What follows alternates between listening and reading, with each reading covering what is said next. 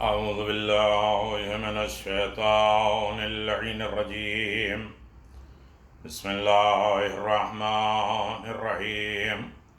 الحمد لله رب العالمين والصلاة والسلام على نبي الكريم وعلى آله الطيبين الطاهرين المعصومين المنتجبين ولعنة الله على أعدائهم من الآن إلى قيام يوم الدين آمين يا رب العالمين. أما بعد فقد قال رسول اللہ صلی اللہ علیہ وآلہ وسلم ابنیہ امامین ہادان امامان قعد اور قامہ، یہ ہمارے دونوں بیٹے امام ہیں، چاہے وہ کھڑے ہوں یا بیٹھ جائیں، چاہے یعنی صلح کریں یا جنگ کریں۔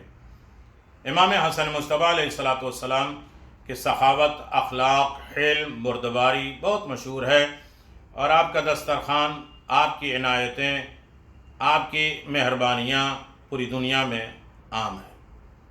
اور یقیناً امام حسن مصطفیٰ علیہ السلام نے اخلاق کا درس، سخاوت کا وہ پیغام پہنچایا۔ امام حسن مصطفیٰ نے کہا کہ مجھے 3 چیزیں بہت پسند ہے: اطعام الطعام، لوگوں کو کھانا کھلانا، افشاء السلام، سلام کو عام کرنا، اور جب لوگ سو جائیں تو اس وقت اللہ کی بارگاہ میں کھڑے ہو کے عبادت کرنا۔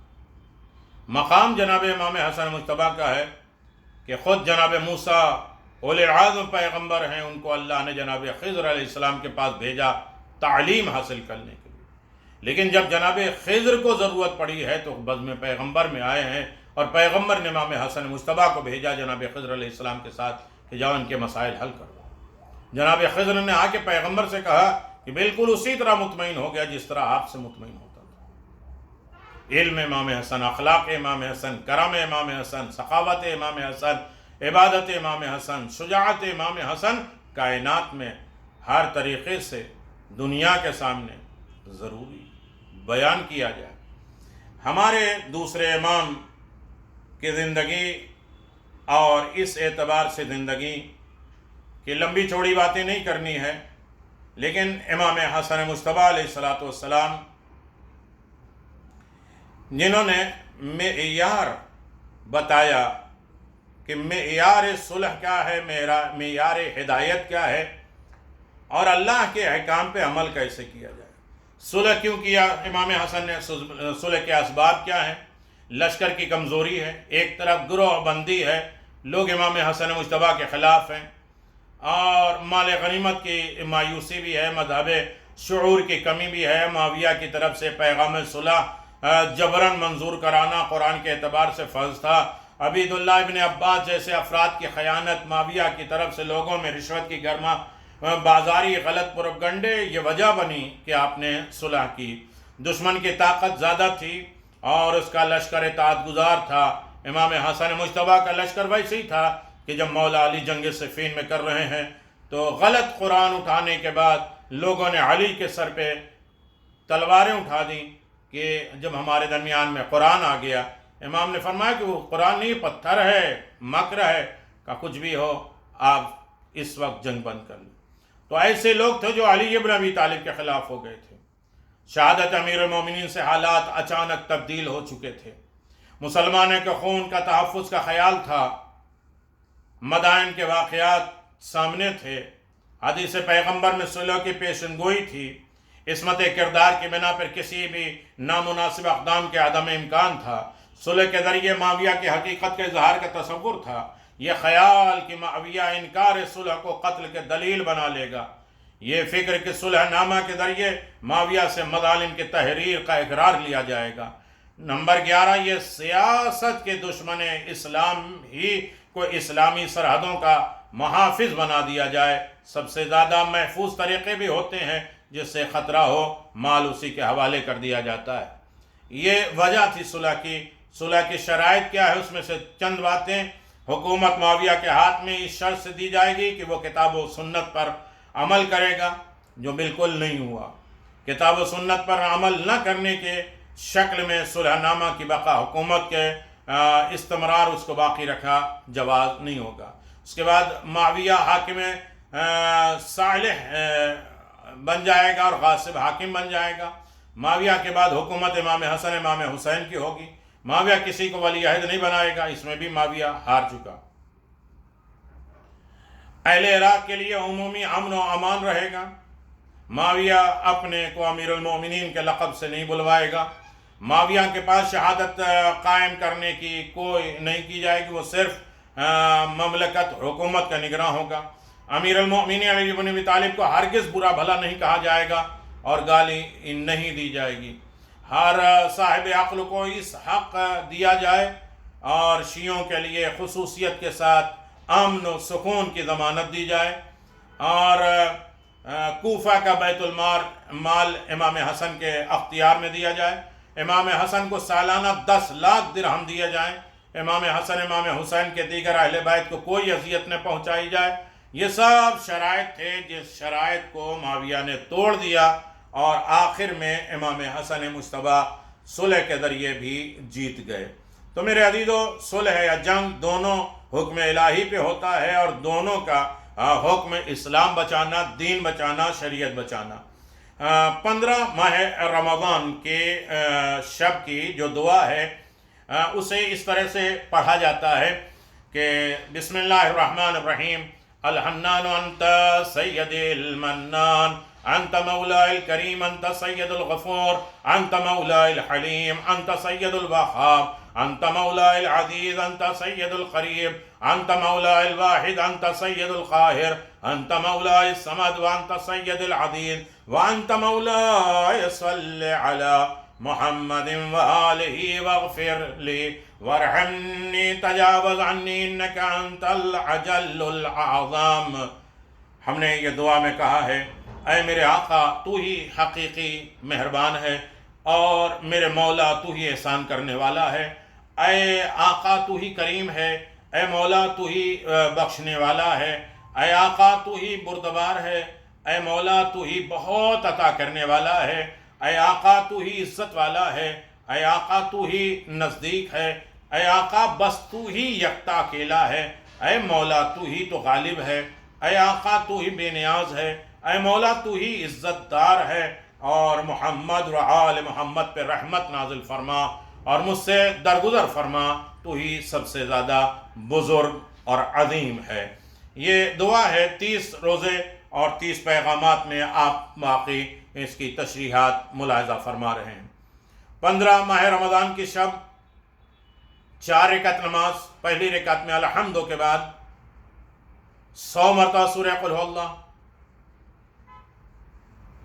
پہلی اور دوسری رکعت میں الحمد کے بعد 100 مرتبہ سورہ قل هو اللہ، دوسری جو 2 رکعت پڑھیں گے وہ الحمد کے بعد 50 مرتبہ سورہ قل هو اللہ، یعنی دونوں 2 رکعت کر کے پڑھیں گے، پہلی 2 رکعت میں الحمد کے بعد 100 مرتبہ قل هو اللہ، دوسری 2 رکعت میں الحمد کے بعد 50 مرتبہ سورہ قل هو اللہ۔ اس نماز کا ثواب سوائے خدا کے کوئی نہیں جانتا۔ اللہ اکبر! ان نماز کا اجر و ثواب 2 سال ہر نبی کے ساتھ گزارے ہوئے اجر و ثواب رکھتے ہیں۔ جو 15 رمضان کا روزہ رکھے گا، خدا اس کے ہر حاجت دنیا اور آخرت کو پوری کرے گا، اسے خدا متعال عطا کرے گا۔ ہر وہ چیز جو حضرت ایوب کو عطا فرمائی، خدا اس کی دعا مستجاب فرمائے گا، اس کی توبہ اور استغفار اور فرشتے کریں گے جنہوں نے آسمان کو اٹھایا ہوا ہے، اور روز قیامت 40 نور، وہ نور اس کے 10 نور اس کے داہنی طرف، 10 نور بائیں طرف، 10 نور آگے، 10 نور پیچھے ہوگا۔ بہت اجر و ثواب اس کے ہیں۔ اور 15 رمضان کے دن کی دعا، بسم اللہ الرحمن الرحیم، اللہم ارزقنی فیہ طاعت الخاشعین واشرح فیہ صدر بانابت المخبتین بامانک یا امال الخائفین۔ خدایا مجھے اس دن، اس ماہ میں، اس مہینے میں خشوع کرنے والے کہ نماز خشوع کے ساتھ پڑھی جائے، پڑھنے والے جیسی اطاعت اور عبادت کی توفیق عطا فرما۔ اس دن، اس ماہ میں تواضع اور اطمینان لوگوں جیسی دولت ہمیں عنایت فرما، انہی کی طرف پلٹا دے۔ میرے سینے کو کشادہ فرما، جناب موسیٰ نے دعا کی تھی رب اشرح لی صدری ویسر لی، کہ میرے سینے کو کشادہ کر دے، لیکن پیغمبر کے لیے اللہ نے آواز دیا الم نشرح لک صدرک، تمہارے سینے کو ہم نے چوڑا کر ہی دیا۔ اپنی امان سے اے خوف زدہ لوگوں کی امان ہمیں بچا لے۔ اس دعا پڑھنے کا ثواب یہ ہے کہ خدا اس کے 80 نیک حاجات دنیا کی حاجتوں سے پورا کر دیتا ہے۔ 80 حاجتیں جو دنیا کی ہیں اس دنیا کی حاجات اس کی پورا کر دیتا ہے۔ 15 ماہ شعبان ماہ رمضان بہت بہت مبارک، امام حسن مجتبیٰ کی ولادت۔ امام حسن وہ امام ہیں جو امام حسین کے بھی امام ہیں، جو معصوم بھی ہیں، جنت کے سردار بھی ہیں، امام بھی ہیں، نواز رسول بھی ہیں، علی و فاطمہ زہرا کے لخت جگر بھی ہیں۔ بہت بہت مبارک، اللہ برکت دے، رحمت دے، اطاعت امام حسن مجتبیٰ کی توفیق عنایت فرمائے۔ دوسری مناسبت اس میں ہے کہ جناب مسلم بن عقیل کو امام حسین نے کوفہ کی طرف روانہ کیا تھا۔ تیسری ہے نفس زکیہ کا قتل ہوا تھا۔ بہت سی تاریخیں اس اعتبار سے موجود ہیں۔ خداوند عالم ہم سب کو بحق الزہرا و ابیہا و بالہا امام کی خوشیوں میں خوش اور ان کے غموں میں رنجیدہ ہونے کی توفیق عنایت فرمائے۔ اور پھر اس کے بعد امام حسن مجتبیٰ کی زیارت اور امام حسن مجتبیٰ علیہ السلام کی نماز۔ امام حسن مجتبیٰ کی نماز ہر انسان کو ضرور پڑھنا چاہیے، اور امام حسن مجتبیٰ علیہ السلام کی نماز بھی کئی طریقے کی ہے۔ یقیناً اس اعتبار سے بھی انسان دیکھے کہ ہمارے معصومین علیہ السلام کے فضائل کمالات اور ان کی نمازیں کتنی ہیں اور کیسی ہیں، اور کس طریقے سے ہم معصومین کی نماز ہدیہ کر سکتے ہیں۔ عزیزان محترم، یقیناً معصومین علیہ السلام نے فرمایا نہ پڑھ سکے تو کم از کم 2 رکعت نماز امام حسن مجتبیٰ کے ہدیہ کرتے ہوئے پڑھ لیجئے، ان کی زیارت پڑھیے، امیر المؤمنین اور جناب سیدہ کو مبارکباد پیش کریے، رسول خدا کو، امام حسین کو مبارکباد، جناب عباس کو مبارکباد پیش کریے، اور یقیناً ادھر سے تحفہ اور گفٹ اچھا ہی آتا ہے۔